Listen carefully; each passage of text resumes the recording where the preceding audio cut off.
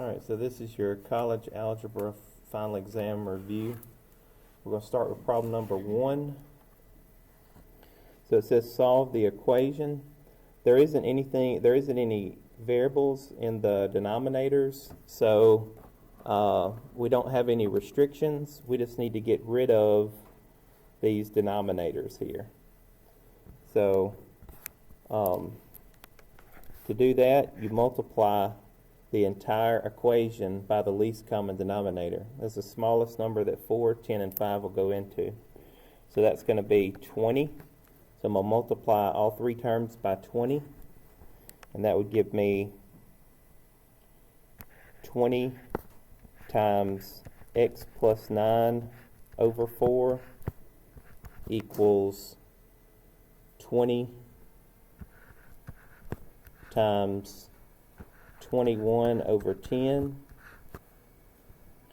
minus 20 times x minus 3 over 5. Alright, and then once you do that, you want to go through and cancel out diagonally. So all your denominators should go away. So 20 divided by 4 is 5, and 20 divided by 10 is 2. And then 20 divided by 5 is 4. So now what I'm going to do is I'm going to write down what I have left over. So I have 5 times x plus 9 equals 2 times 21 minus 4 times x minus 3. Alright, and so now I just need to multiply or distribute everything on the outside to everything on the inside of the parentheses. And I'll have 5x plus 45 equals 42 minus 4x plus 12. You can see on the right side of the equation that I have two like terms. I need to put those together. Alright, so I have 5x plus 45 equals, it's going to be 54 minus 4x. Now that I have it simplified down, I just need to get my x values on one side and my constants on the other side. So I'm going to move my 4x over to the left. So I'm going to add 4x to both sides. And I'm going to subtract 45 from both sides to move my constants over to the right. So that's going to give me 9x equals 9. Alright, so then x equals 1. Alright. Now on the next problem, I'm going to, let's see, it's just a linear equation. It says to solve and check. You don't really have to check it because checking it's going to take it too long.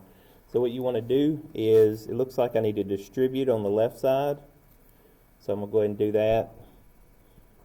So I'll have negative 4x minus 7 plus 5x plus 5 equals 3x plus 1.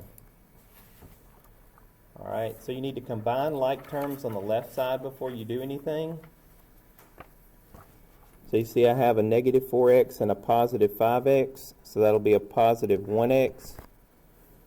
And then I have a negative 7 and a positive 5, so that's going to be minus 2 equals 3x plus 1. So now I want to take and move my x. I'm going to move my x to the left side. The positive and negative signs will end up canceling out. So I'm going to say minus 3x and move my x to the left side. And move my constant to the right side, so plus 2. And that's going to leave me with, you see what cancels out there? That's going to leave me with 4x. I'm sorry, we're subtracting the 3x. Negative 2x equals 3. And then I divide both sides by -2. And I get x equals -3/2. So number 2, x equals -3/2. All right, problem number 3. You can see that I have some restrictions because I have variables in the denominator. And also I have something that'll factor on the right side of the equation. So I need to go ahead and factor that. So that would be x, and then we can split up 35 into 5 and 7. 5 times 7 is 35, and 5 plus 7 is 12. So put plus 5 and plus 7. And you can see it's actually the same two factors that we have here. So what we want to do now is multiply through by the least common denominator, which is just going to be x plus 5 times x plus 7. All right, when we do that, we're going to have, if we say x plus 5 times x plus 7 times the first term, so let's try to, I guess, skip a step. Multiply this times the first term, then the x plus 7's will cancel out, and you'll be left with x plus 5 times 1. So that'll just be x plus 5. And then if I say it times the second term, then the x plus 5's will cancel out, and I'll be left with a positive 4 times x plus 7. All right, and then equals. And now if I say x plus 5 times x plus 7 times the last term, then everything cancels out, and I'm just left with the numerator, -2. All right, so now I can distribute my 4, and I'll have x plus 5 plus 4x plus 28 equals -2. And so I want to combine like terms on the left side before I do anything else. So that'll be 5x plus 33 equals -2. All right, and so I only have one x and it's on the left side. So what I'm going to do is I'm going to take my constant and move it to the right side. All right, so I have 5x equals -35. Divide both sides by 5, and I get x equals -7. Now, the only problem with that is, if we go back and we look at the original problem, what would my restrictions be? X cannot be equal to -7, and x cannot be equal to -5. Because if I plug in a -7, that would make this fraction 0. If I plug in a -5, that would make this fraction 0. And if I plugged it in either place here, or both places, it wouldn't matter. Either place it would be 0, or both places it would be 0.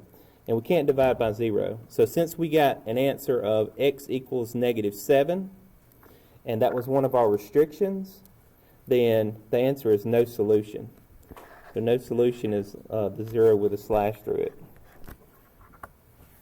All right. And number 4 is a word problem. It says, after a 14% price reduction, a boat sold for $24,940. What was the boat's price before the reduction? Okay. So if we let x be the boat's price before the reduction, then we'll have x, and then a reduction you subtract. So it's x minus, and then it says the reduction was 14%. So that would be 0.14 times x. So if I said 14% of the original price, that's what I'm taking off. Okay? So I set that equal to the reduced price, $24,940. All right, so now I have two like terms on the left side.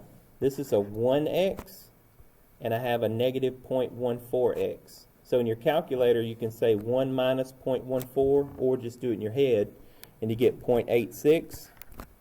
So 0.86x is equal to 24,940.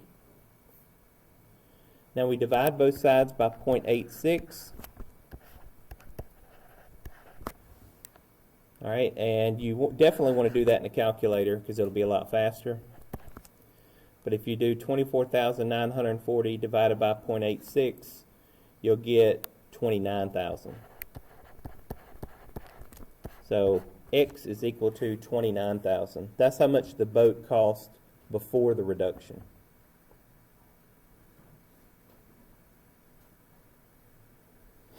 All right.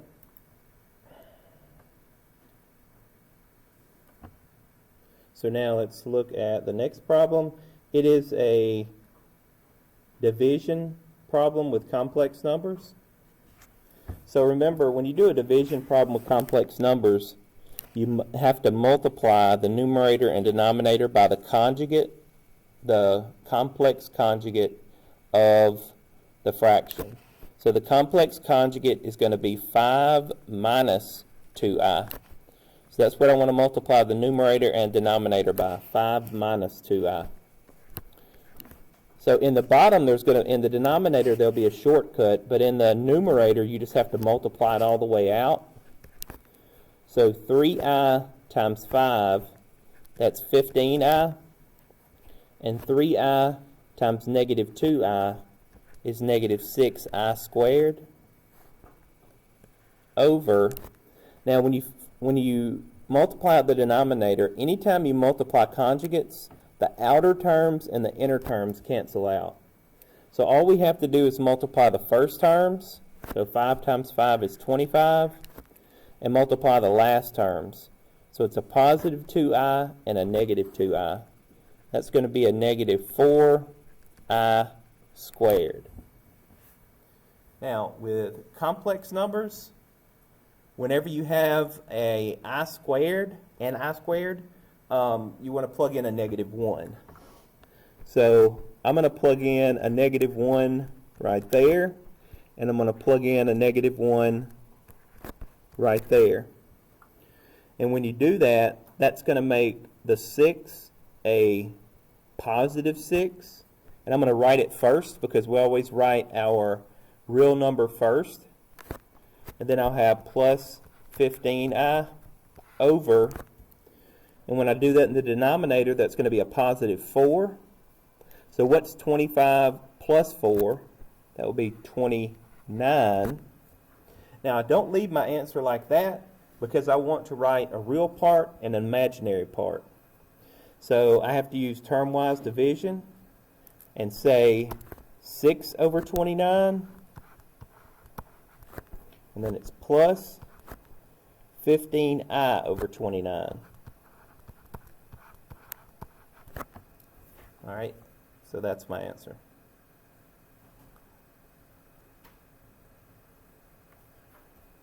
All right, on the next problem, we have 8 plus 9i squared. You can't just square the first term and square the last term, because what that square means is 8 plus 9i times 8 plus 9i. All right, so I'm going to need to FOIL this thing out. I need to say 8 times 8, that's 64. 8 times a positive 9i, that's a positive 72i. 9i times 8, that's a positive 72i. And 9i times 9i, that's a positive 81i squared. All right, so I need to put the two like terms together. That's the 72i's together. And I need to plug in a negative 1 for my I squared. So when I do that, I'm going to have 64 plus 144i minus 81. Because multiplying a positive 81 times negative 1 gives me a negative 81. Now, the last thing that I need to do is combine the two real numbers and write the real number first. So 64 minus 81 is going to give me what? Negative 17, right?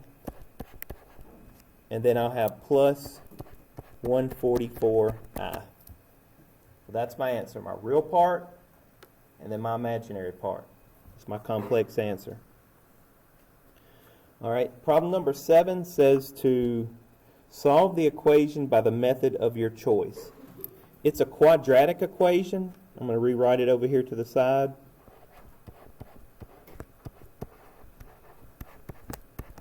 Anytime I have a quadratic equation, the first thing that I try to do is factor. Because if it'll factor, that's the fastest way to solve it. So if I'm going to put my two parentheses side by side. Since this number in the middle is such a big negative number, I'm not going to use 3 and 3. I'm not going to say 3x and 3x, because I need a big enough number to, when I multiply it times something, I'm going to get close to a negative 53. So I'm going to use 9x and 1x. All right. Again, the reason why I'm doing that instead of 3 and 3 is because I have to multiply the 9x times something that gets it close to negative 53. So the factors of negative 6 are 1 and 6 and 2 and 3. And one of them is going to have to be negative to give you a negative 6. And so I'm going to say I'm going to do minus 6 right here, because 9 times negative 6, 9x times negative 6 is negative 54x. So that's close to the middle number. Let's put the other number in the other parentheses. It'll be plus 1. So let's see what we get when we multiply the outer terms and the inner terms. The outer terms gives me a negative 54x. The inner terms gives me a positive 1x. Put those two together, you get a negative 53x. So that's the middle term, so that means we factored it correctly. So now we want to take each factor and set it equal to 0. All right, so we'll solve for x, subtract 1 from both sides. I'll have 9x equals negative 1. Divide both sides by 9. I have x equals negative 1/9. That's one of my answers. And plus 6, x equals positive 6. So my two answers, my solution set, is negative 1/9 and positive 6.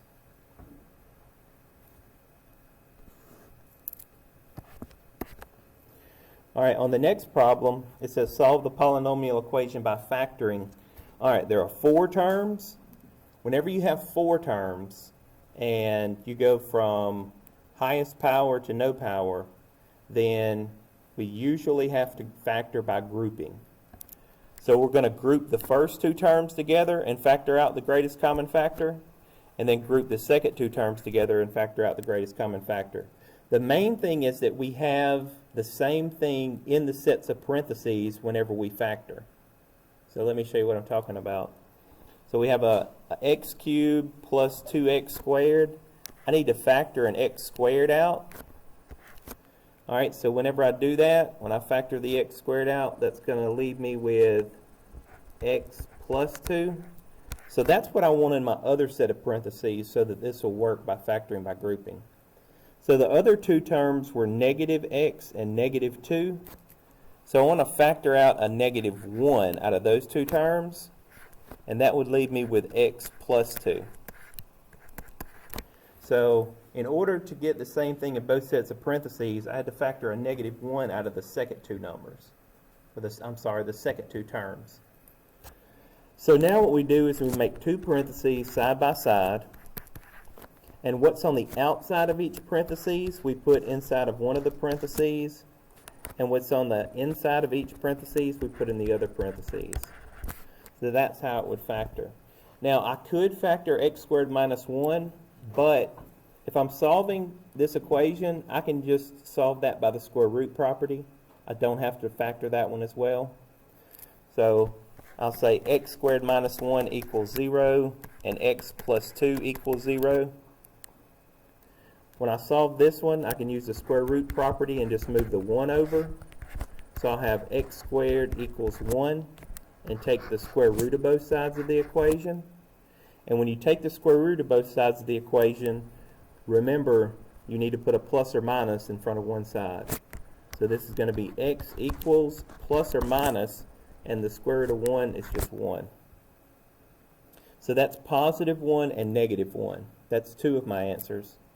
My other answer, come to the other equation, subtract 2 from both sides, and you get x equals negative 2.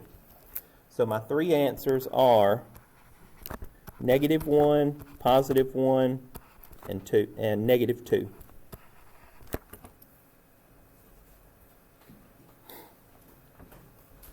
All right, on problem number 9, we have a radical equation. So the rule for radical equations is, let's move, you need your radical on one side, everything else on the other side.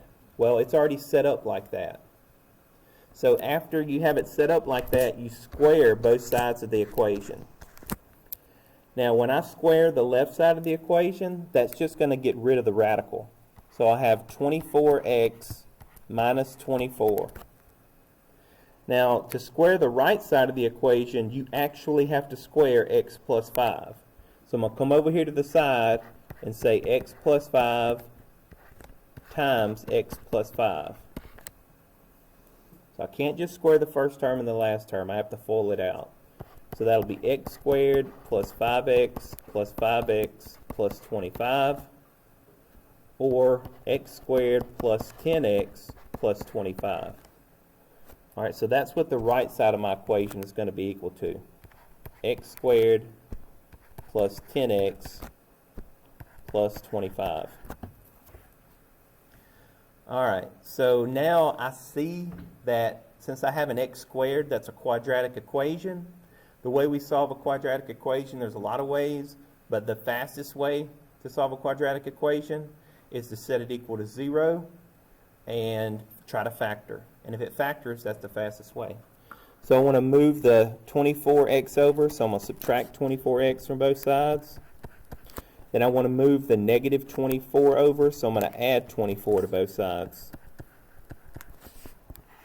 All right, whenever I do that, I'm going to have this thing set equal to 0. So I have 0 equals x squared minus 14x plus 49. X squared minus 14x plus 49. Now we want to look at the factors of 49. That's 1 and 49, or 7 and 7. Now here's what we want. We want to multiply the two numbers together and get a positive 49. We want to add the two numbers together and get a negative 14. So the only way we can get a negative 14 if we add the two numbers together, and get a positive 49 if we multiply the two numbers together, is to make this a negative 7 and a negative 7.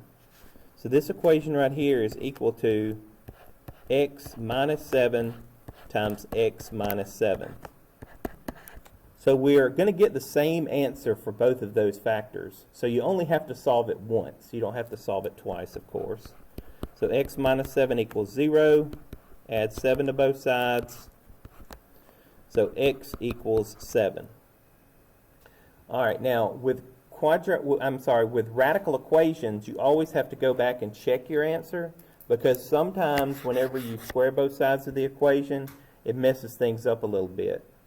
All right, so we're going to plug in a 7 for the x on both sides and see what we get. So if I plug in a 7 under that radical there, I'm going to have the square root of 24 times 7 minus 24 equals 7 plus 5. All right, and in my calculator, I'm going to do 24 times 7 minus 24 to see what's under my radical. So 24 times 7 is 168, minus 24 is 144. So the left side of my equation is the square root of 144. The right side of my equation is 12. Well, the square root of 144 is what? 12, right? So I get 12 equals 12, so it checks out. So my answer is x equals 7. If I would have gotten some different number on both sides, then it would be no solution.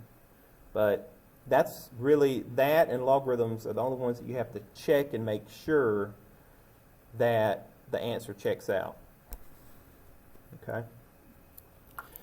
Now, number 10 says to evaluate the function at the given value of the independent variable and simplify. It just means plug in a -3 and simplify. So f of -3, that's going to be the square root of -3 plus 7. So put your -3 and 7 together, that's the square root of 4. And the square root of 4 is 2. So the answer is 2. So it looks a lot harder than it is. All right, on the next problem, it's asking us to plug in x minus 1 into this equation. So remember, when you plug in an expression like this, you need to put it in parentheses if you have something in front of it or a sign in front of it.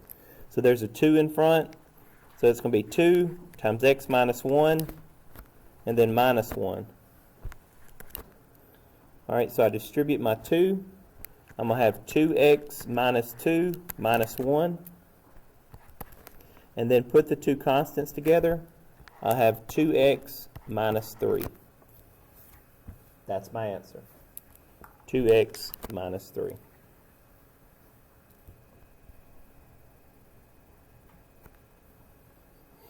All right, on the next problem, it says use the graph to determine the function's domain and range. So the domain, you can see this graph goes up and to the left forever and up and to the right forever. So since it goes to the left forever and it goes to the right forever, my domain is going to be all real numbers, or parentheses negative infinity, comma, parentheses, and then, infinity and then parentheses. We'll always use parentheses with negative infinity, infinity, because they're not numbers, they're just concepts. All right, then the range. We look and see how far down does the graph go, because we want to get the smallest number. And so you can see if I go over and touch the y-axis, that's -4. So the range is going to be, since you can touch the graph, it's going to be bracket -4, comma, and then you can go up forever and touch the graph. So since you can go up forever and touch the graph, that's going to be positive infinity, parentheses. So remember, domain left to right, range up and down. Or domain x values, range y values. All right. Number 13 says use the graph to find the indicated function value. So we want to find f of -3. So what we do is we go to -3 on the x and go up and touch our graph and then see which y that's equal to. So at -3, if you go over to the y-axis, you get +3. So f of -3 is +3. Again, go to -3, go up and touch the graph, and then go over. All right, on the next problem, the difference quotient, it gives you this formula here. F of x plus h minus f of x all over h. So here's our function f. We need to first find f of x plus h. So that means I'm going to take a x plus h and plug it in parentheses for the x. So f of x plus h is going to be equal to 2 times x plus h plus 9. So I'm just plugging that in for the x. So now I distribute. I have 2x plus 2h plus 9. So that is the first part of my difference quotient formula. All right, so it's 2x plus 2h plus 9. And then, look, I have minus f of x. So when I subtract something, if it's more than one term, I need to put it in parentheses. So I'm going to subtract 2x plus 9, and that's all over h. All right, so at this point, this is where some stuff is going to start canceling out. So I distribute my negative. You can think about it like a -1 if you need to, but you distribute it to everything inside the parentheses. And I would have 2x plus 2h plus 9 minus 2x minus 9 all over h. So now look at what cancels out. I have a positive 2x and a negative 2x. I have a positive 9 and a negative 9. The only thing I'm left with is 2h in the numerator and h in the denominator. So since you're multiplying in the numerator, you can cancel the h's out, and your answer is just 2. All right, so just 2.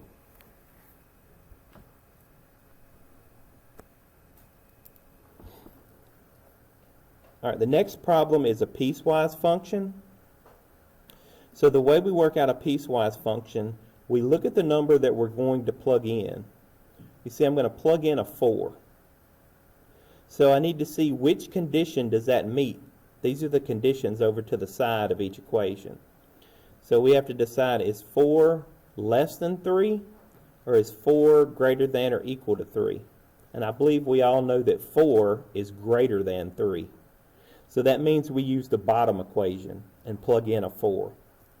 So that's going to be -3 times 4 minus 2. -3 times 4 is -12, minus 2 is -14. All right, so the answer is -14.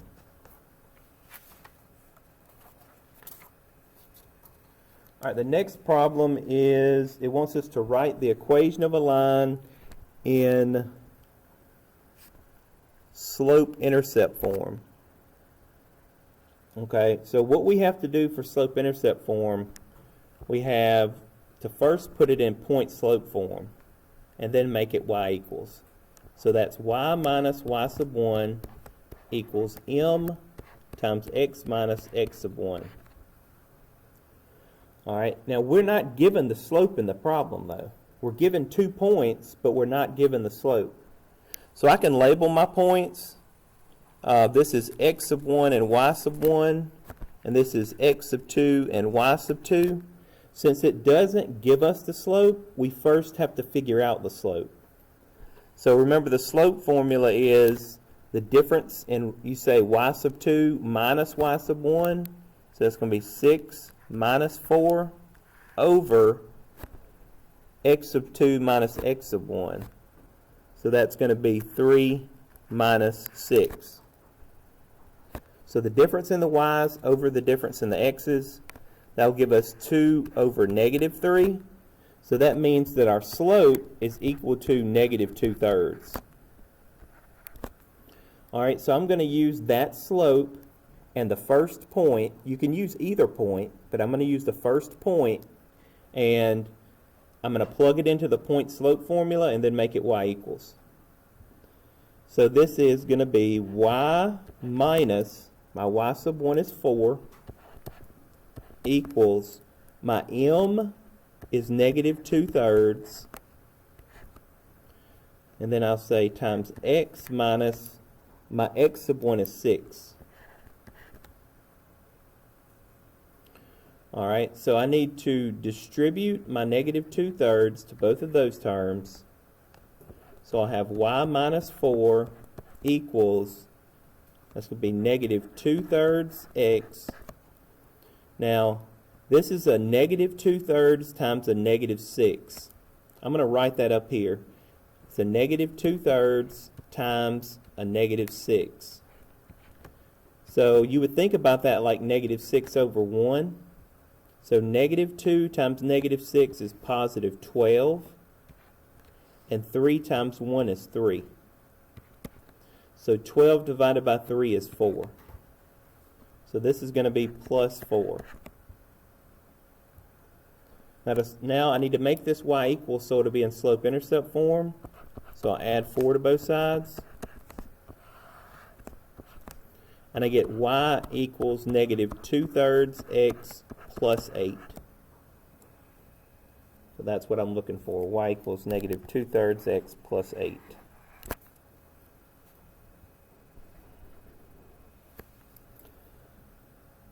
Now on problem number 17, you have to make sure that you read the directions on this because it wants the equation in point-slope form. And if you look down here at these equations, one of them is in slope-intercept form, and the rest of them, well, this last one's not really point-slope, I guess. It's turned around. I don't know why. I mean, that's not right for sure. But it's either going to be A or B, because those are the only two that are in point-slope form. All right, so if we don't read the directions on that and we make it y equals, we might miss it. So we need to be careful. All right, so it says the slope is negative 2 and it passes through the point negative 3, 5. So that's my x sub 1 and my y sub 1. So remember the point-slope formula is y minus y sub 1 is 5 equals m, the slope is negative 2, times x minus x sub 1 is negative 3. When we say minus negative 3, that's going to be plus 3. Minus negative 3 gives you a plus 3. So it has to be this one right here. Y minus 5 equals negative 2 times x plus 3. All right, problem number 18 says we want to write the equation of a line in indicated form. So slope-intercept form again. Tells us it passes through this point. So that's my x sub 1 and my y sub 1. And it's parallel to the given line. So if it's parallel to the given line, we need to know the slope of the given line because parallel lines have equal slope, or same slope. So the slope of my new line is going to be negative 1/8. And we're going to use these 2 points and put it in point-slope form and then make it y equals. All right, so I'll do that over to the side here. So y minus y sub 1 is 5 equals negative 1/8 times x minus 3. So it's going to be y minus 5 equals negative 1/8 times x. Now what do we get when we say negative 1/8 times negative 3? It's going to be a positive. You say 3 times the 1, you get 3, and then 8, and you can think about this 3 like it's over 1, so 8 times 1 would just be 8. So we have y minus 5 equals negative 1/8 x plus 3/8. Now I need to get the y by itself, so I add 5 to both sides. Now when I add 5 to both sides, notice that one of these is a whole number and the other is a fraction, my two constants on the right side. So I'm going to need to get a common denominator. If one of them already has a denominator other than 1, it does, it has 1/8. So we're going to use 8 as my common denominator. The way that we get the numerator is we say 8 times 5. That gives us 40. Okay, so 3/8 plus 48 is 43/8. So I'm going to have y equals negative 1/8 x, and then 3 plus 40 again is 43, and that's over 8. Leave it just like that. So it's going to have to be this one right here.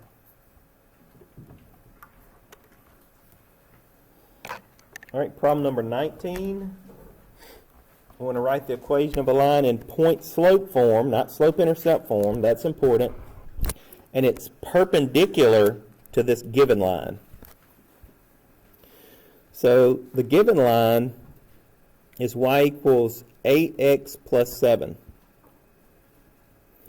So the slope of the given line is 8, but we want the perpendicular slope. So the perpendicular slope is the opposite sign, so it's going to be negative, and then the reciprocal of 8, that's going to be 1/8. All right, so our perpendicular slope is negative 1/8. Here's our x sub 1 and our y sub 1, and remember it says we're going to leave the equation in point slope form. So don't make it y equals. All right, so this is y minus y sub 1 is 5 equals m, that's negative 1/8, times x minus x sub 1 is 3. Leave it just like that. All right. You got to be careful when you look at all the positive and negative signs. Make sure you get the right one. All right, number 20 says to indicate the following operations given f and g, and it says find f plus g. That just means add the two together. So f plus g of x, we're just going to add these two together. So add the two x's together, negative 4x and negative 9x. That's negative 13x. Now add the two constants together, 5 plus 4, positive 9. That's my answer. So you stop right there.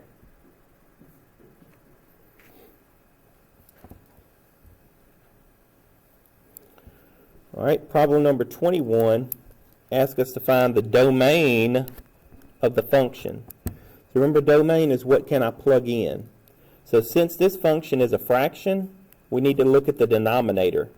Whatever would make the denominator equal to 0, we need to leave out of our interval for the domain.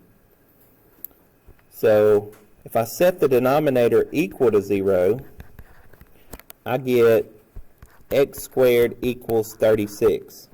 Take the square root of both sides, so I get x equals plus or minus 6. So we want to leave a positive 6 out and a negative 6 out. I like to think about these like they're on the number line, and it kind of helps me visualize things. So somewhere in the middle here I have a 0. Somewhere over to the left I'll have a negative 6. Somewhere over to the right I'll have a positive 6. And we know that if we go forever to the left, that's negative infinity. And if we go forever to the right, that's positive infinity. So we want to leave these two out. We don't want to include the negative 6 or the positive 6 because that would give me a 0 in the denominator. All right, so we start on the far left.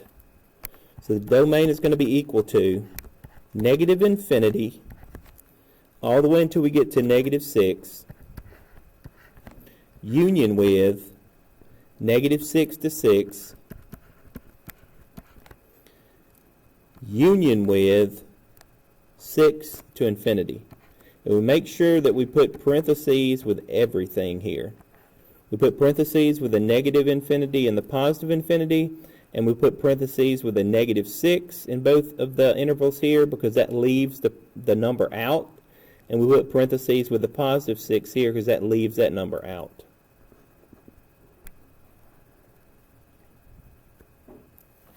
All right. Number 22 says, find the composition of the two functions. So f of g of x. So f of g of x means take the g and plug it into the f. You take the second function that's listed here and plug it into the first function. So I'm going to take the 5x minus 1 and I'm going to plug it into the x in f. And there's a number in front.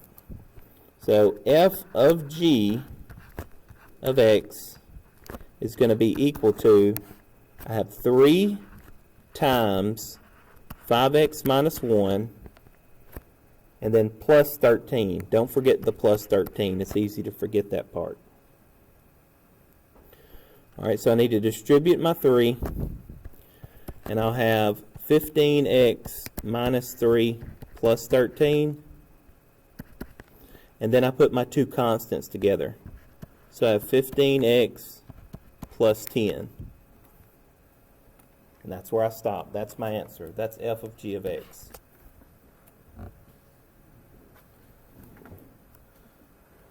Alright, problem number 23 says find the inverse of the one-to-one function. So this is our function. We want to find the inverse of it. So we need to follow the 4 steps. Alright, step 1 was to make it y equals. So y equals 7x plus 6 over 5. Step 2 is to interchange x and y. So I'm going to say x equals 7y plus 6 all over 5. Alright, now step 3 is to solve for y.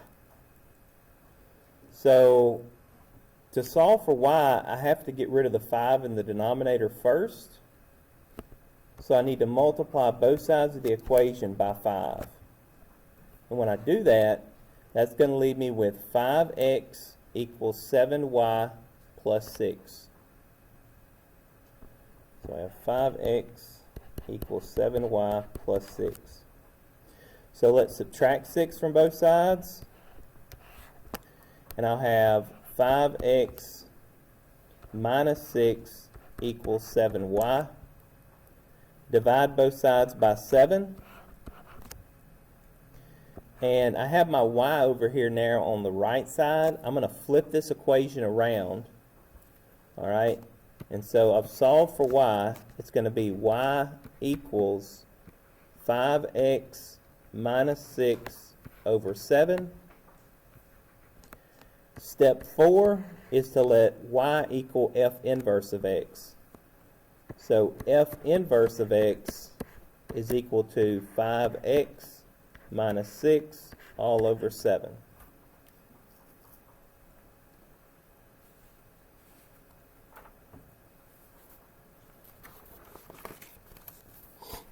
All right, problem number 24 asked me to find the distance between the 2 points.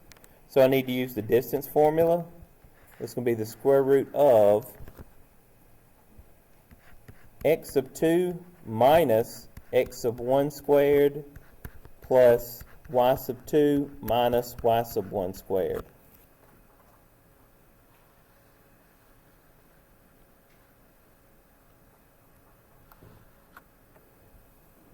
Alright, so here's my x sub 1, my y sub 1, my x sub 2, my y sub 2. So I'm going to do it down here. It's going to be distance equals the square root of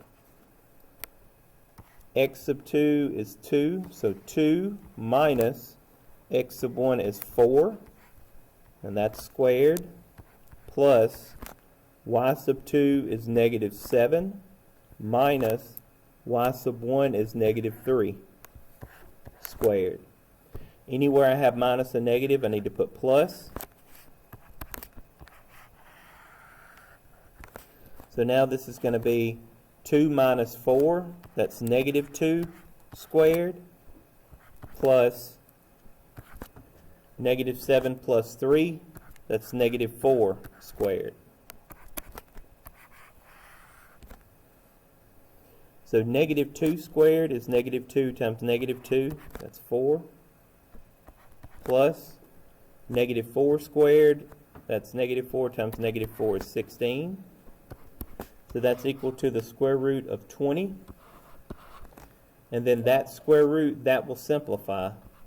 So I'm going to do the little factor tree here. 2 times 10, and 10 is 2 times 5. You have a pair of 2's. So you bring a 2 to the outside. You have a 5 left over, so that goes back under the radical. So 2 square roots of 5. The other way is to think about the square root of 20 like it's the square root of 4 times the square root of 5. And then the square root of 4 is 2. You get the same answer, 2 square roots of 5. Now number 25, probably one of the easier problems on the test, wants you to find the center and the radius. So remember, for the center, you look at the numbers in the parentheses and you take the opposite sign of each one. So my h is going to be positive 4. My k is going to be negative 3. So the center is 4, negative 3. And then the radius is going to be the square root of 81. And the square root of 81 is 9. All right, so it's 4, negative 3 for my center, and my radius is 9. All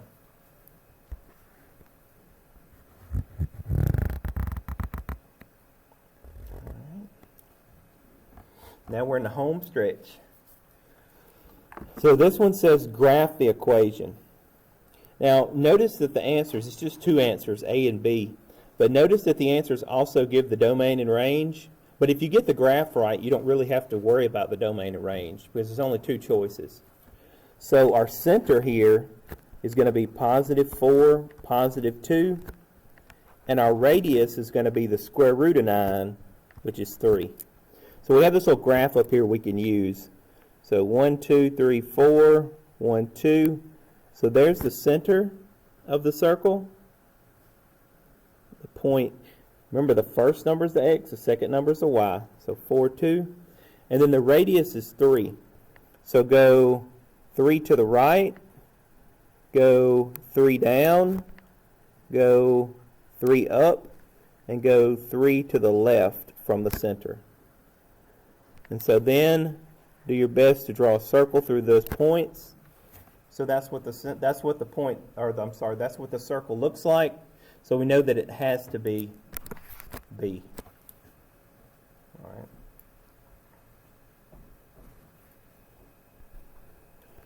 All right, problem number 27. Write the standard form of the equation of a circle with a given center and radius. So this is x minus h squared plus y minus k squared equals r squared. All right, so my h is negative 6. So it's going to be x minus negative 6 squared plus y minus 10 squared equals 12 squared.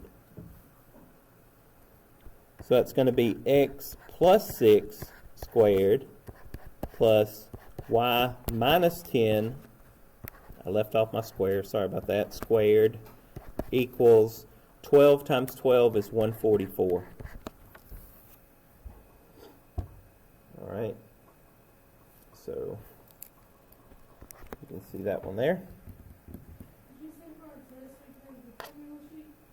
Yes, there is a formula sheet that goes along with the final exam, and I will I'll make sure that I put it under modules.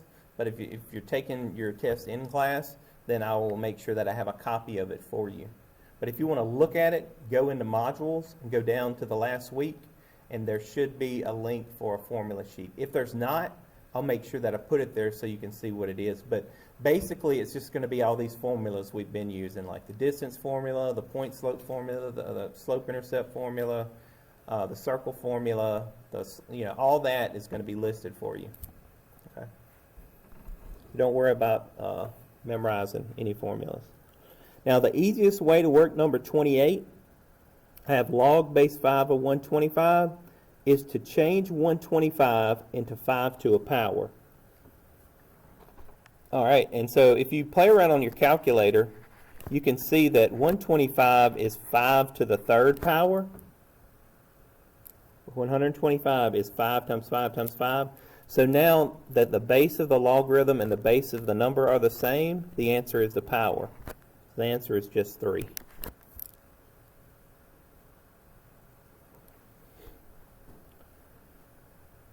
All right, problem number 29 says to expand the logarithmic equation as much as possible.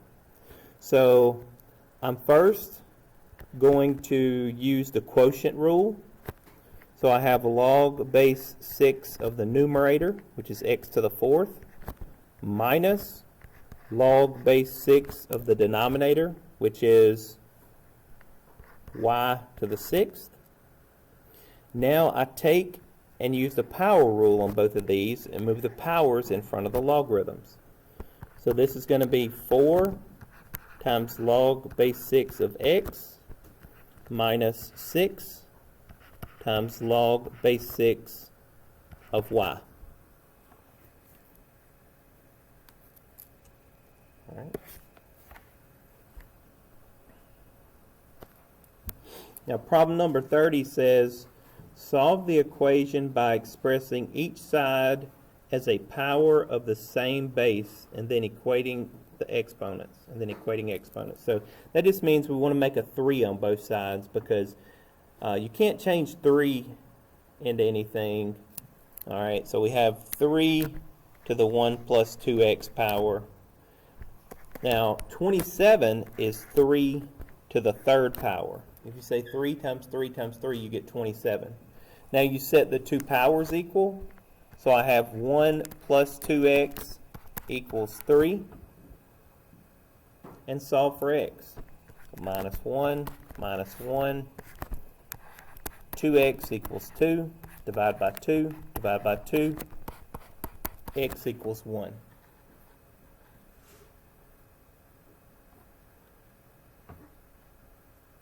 All right. So in the next problem, it says solve the logarithmic equation. So this is one where we want to change this over to exponential and then solve, and then we have to plug our answers in to make sure that they both work out.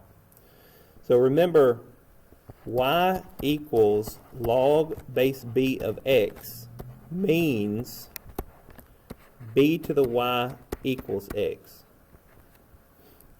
So I have this in exponential form, or I'm sorry, I have this in logarithmic form. I want to change it to exponential form. So 4 to the 1st power equals x squared minus 3x. So now I have a quadratic equation. So that quadratic equation is going to be x squared minus 3x. We want to move the 4 over, so subtract 4. So we have minus 4 equals 0. Now we want to factor the quadratic equation. So x and x. My factors of 4 are 1 and 4, or 2 and 2. And I want to multiply the two numbers together and get a negative 4. I want to add the two numbers together and get a negative 3. So that means I'm going to need to have a positive 1 and a negative 4. So plus 1 and minus 4. Now let's solve each equation, set each one equal to 0 using the zero product principle. So I get x equals negative 1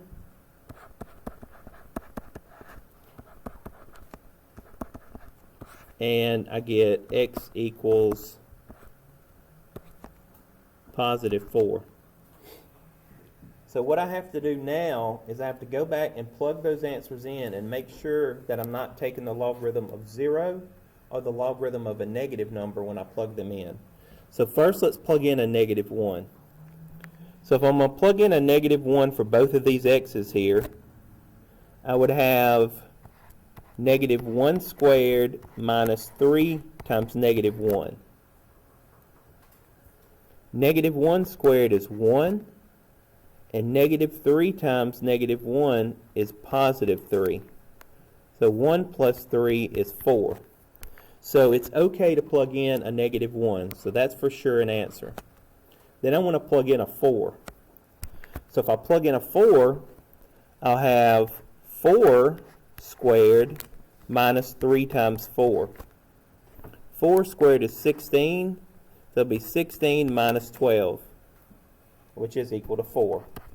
So it's okay also to plug in a 4.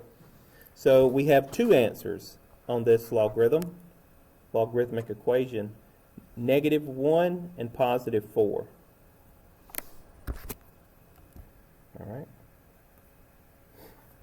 Now problem number 32 asks me to solve the system by the addition method.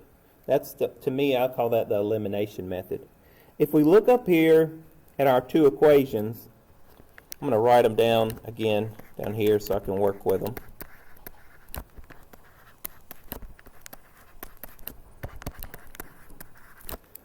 Alright, so to use the addition method or elimination method, you want the same number in front of the variable with a different sign.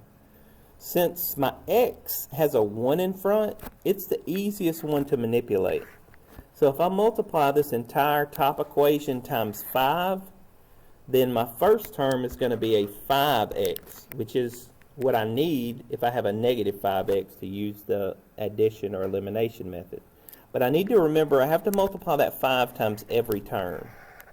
So it's 5 times x, 5 times negative 4y, it's going to be negative 20y, and 5 times negative 25 is negative 125. Alright, so now my x's cancel out. I have negative 25y equals negative 200. Divide both sides by negative 25. So I get y equals positive 8. Now once I have my y value, then I can plug that into any equation that I have up here. I'm just going to plug it into the top one. So I'll have, if I plug it into this top equation, before I multiply times 5, it will be x minus 4 times 8 equals negative 25. So x minus 32 equals negative 25. And then I add 32 to both sides. So x equals, that's going to give me a positive 7. If I look up there, I don't see those answers listed like that. They're listed as an ordered pair. So you're looking for the answer 7, 8 as an ordered pair. All right. And the last problem here says to solve the system of equations by the substitution method. So to solve by the substitution method, you want to solve for one of the variables and plug it into the other equation, whatever it's equal to. Well, if you look at my two equations, the second equation is already solved for. I have y equals negative 2x.